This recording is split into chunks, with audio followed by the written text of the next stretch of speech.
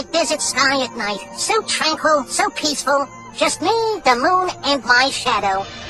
Yikes! Buenas noches, loserinos. Whose pit boss it is, Pit? Welcome, friends! Plenty of tables and slots for all. You're all winners in my book, especially you losers. What's up, Doc? Put her there, varmint! Bonaparte Sam's the name at every table's my game! Have a caratini, grab a chair, pull a lever, gamble away! Thanks kindly, but I'm not here to gamble. What? It seems you have built your establishment atop my home, so if you kindly move it 300 or 400 miles to the left... If you're not here to gamble, you're not here! If it's gambling he wants, gambling he shall get. I feel lucky too. I told you to gamble or get out! I've decided to take up your most generous offer. Could you instruct me? Well, why didn't you say so? If you want a game of skill, you should try our slot machines. Oh, too bad, Rabbit. That was fun. Maybe this isn't your game. It's called blackjack. All you need is 21 to win. Hit me. Hit me.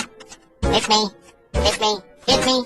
Hit me. Hit me. Hit me. Hit me. Hit me. Hit me. Hit me. Hit me. Hit me. Okay, I'm fine. 20. Top that, Rabbit. 21.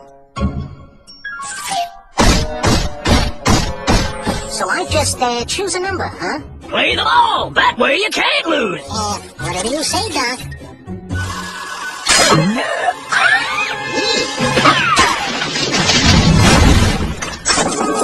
Winner, all numbers. Ugh, lucky guy, ain't you? Sure looks like it. Okay, 20, 40, 60, 80, 95, 6, 7, and 55 cents. That is a total of $8,042,123,297.55. This way, boys. No, just wait a goddamn second, Rabbit.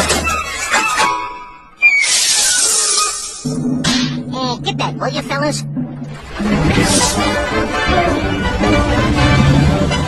Oh, that dang rodent busted me down to my last quarter. Oh, I'll be back for that tomorrow. Looky here, you cheaters. We got rules around here. There's no lucky medals. There ain't no four-leaf clovers. No horseshoes. No rabbit's feet. I've been hornswoggled. I know I go from rags to riches. La-de-da-dee-da-dee. All right, cheater, prepare to die.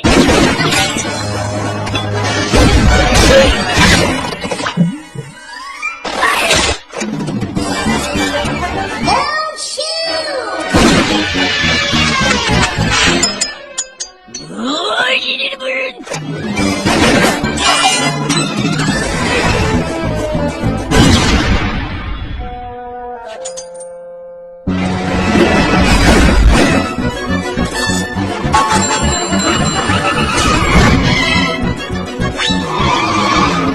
Freeloading, rubber-legged. Waves coming, log rolling, name calling, table hopping.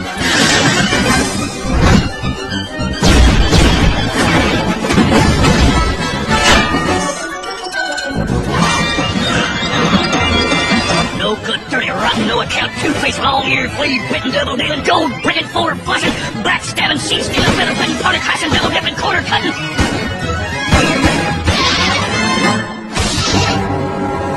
Ain't no place to run, cheater. It's all over but the shooting. Ooh, you think of everything. Do you have a quarter? Yeah, I got a quarter. My last one. And I'm playing it myself. I win!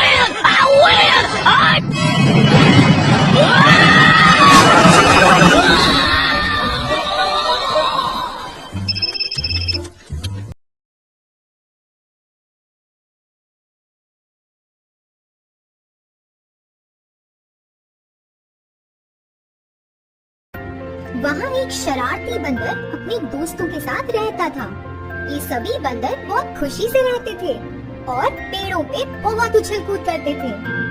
एक आदमी इन पेड़ों की रखवाली करता था बंदर उन पेड़ों से फल खाते और उस आदमी से बचकर रहते थे।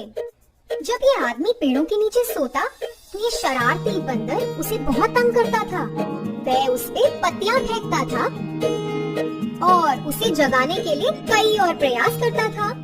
बंदरों की इस हरकत से वो आदमी अपनी नींद से उठ जाता था और उन्हें वहाँ से भगा देता था, मगर वो बंदर हमेशा बचकर ही रहे। एक बार उस शरारती बंदर ने सोचा कि हमेशा इन पेड़ों पे ही क्यों रहा जाए, हम पास के गांव में क्यों नहीं जाते। जैसे ही उसके दिमाग में ये ख्याल आया, वह बंदर उस गांव में चला गया और देखा कि सुबह के समय गांववासी तो घर से निकलकर काम पे जाते हैं और उसने उन खाली घरों में प्रवेश किया और जो भी खाना पड़ा था उसे खाना शुरू किया। उसने उस घर में बहुत हल्ला मचाया।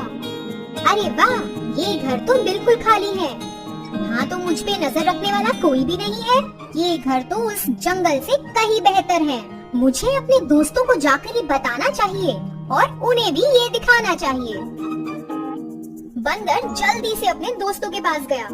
अरे दोस्तों, तुम यहाँ पेड़ों पर कब तक रहोगे? पास ही में एक गांव है जहाँ पे सुबह के समय घर खाली रहते हैं। सभी गांववासी सुबह से शाम तक काम पर जाते हैं और जब तक वो घर पे नहीं आते, हम उस घर में बहुत मजे कर सकते हैं और जो हमको चाहिए खा भी सकते हैं। अरे वाह, क्या हम वो सब कर सकते हैं जो हमें करना है? हम कुछ भी खा सकते हैं क्या? हाँ हाँ, अरे तुम चलो तो फिर देखना। जैसे ही उस शरारती बंदर ने अपने सभी दोस्तों को ये बताया, सभी उसके पीछे पीछे उस गांव में चले गए। उसी समय सभी गांववासी काम के लिए निकल रहे थे। वो बंदर उस गांव में अकेले थे और उन पे नजर रखने वाला कोई भी नहीं था। चलो दोस्तों, अब घरों में चलते हैं। उस शरारती बंदर के पीछे पीछे सारे बंदरों ने घरों में प्रवेश किया। उन्हें जो मन चाहा उन्होंने खाया और घर में बहुत हल्ला मचाया। फिर थोड़ी देर बाद गांववासियों का घर लौटने का समय हो गया। घर की हालत देखकर वह दंग रह गए और बहुत परेशान होने लगे कि ऐसा सब किसने किया है। फिर क्या, उन्हें तो पता ही नहीं था ऐसा किसने किया और रोज की तरह वे अपने काम पर चले गए। ये बंदर उनके जाने के बाद घरों में चले जाते, जो उनको मन करता वह खाते और चीजें इधर उधर फेंकते। उन्होंने घर में बहुत उछल कूद की। फिर एक दिन बबलू नाम के एक बच्चे ने इन बंदरों को घर में घुसते देखा।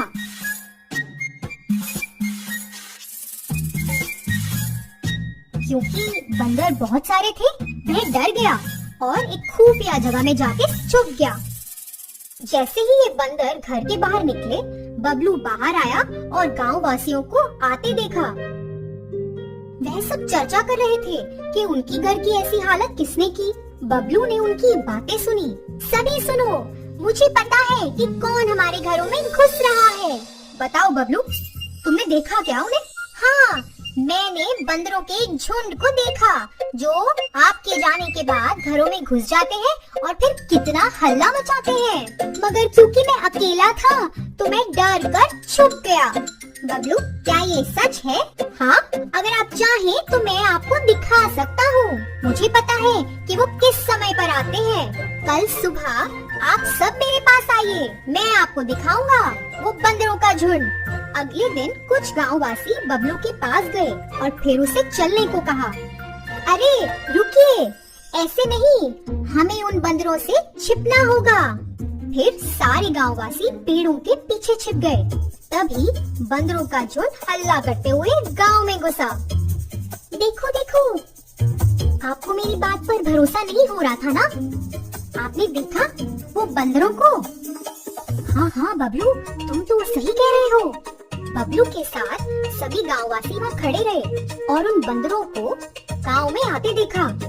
उन्होंने एक बड़ा लाल मुंह वाले बंदर को देखा जो सभी बंदरों को अपने साथ लेकर आ रहा था। उन्होंने देखा कि ये बंदर कैसे एक एक घरों में घुस रहा है और मजे से मूंगफली खा रहा है और बाकी बंदर घर में चीजें इधर उधर फेंक रहे हैं और बहुत हल्ला मचा रहे हैं। सभी ने सोचा कि ये तो उन्हें रोकना पड़ेगा। फिर उन्हीं में से विनोद नाम की एक गांववासी ने, देखो सभी सुनो, मेरे पास एक उपाय है। अगर हम ऐसा करेंगे तो वो बंदरों के सरदार को हम पकड़ सकते हैं, और जब हम उसे पकड़ लेंगे तो बाकी बंदर डर के मारे यहाँ कभी वापस नहीं आएंगे। हाँ, तो बताओ विनोद, क्या है तुम्हारा उपाय? हम तो इन बंदरों से बहुत परेशान हो गए हैं।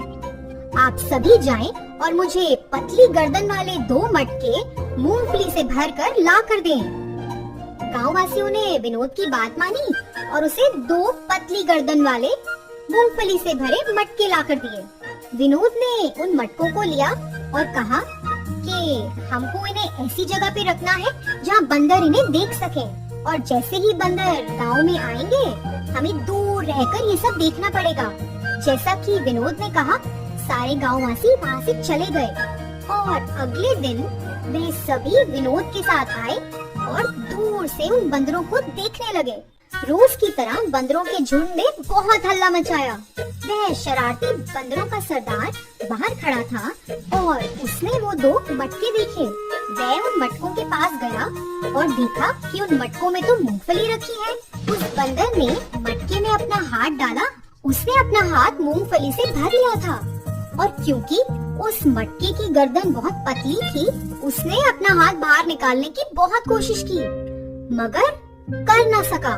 उसी बीच बाकी के बंदरों ने गांव वासियों को उनकी ओर आते देखा। उन्होंने चिल्लाना शुरू किया और सबको भागने को कहा। वह भागते हुए उस शरारती बंदर के पास आए और उसे वहाँ से जाने को कहा, मगर उस बंदर का हाथ तो मटके में फंस चुका था और वो तो वहाँ से हिल भी नहीं पाया।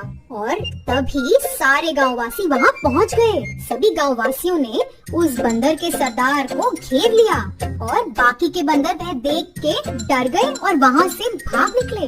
बेचारा बंदर सोच में पड़ गया, अरे मैं तो कितना लालची था कि इन मूंगफलियों के चक्कर में फंस गया। अब तो मैं इन गांववासियों के साथ फंस चुका हूँ।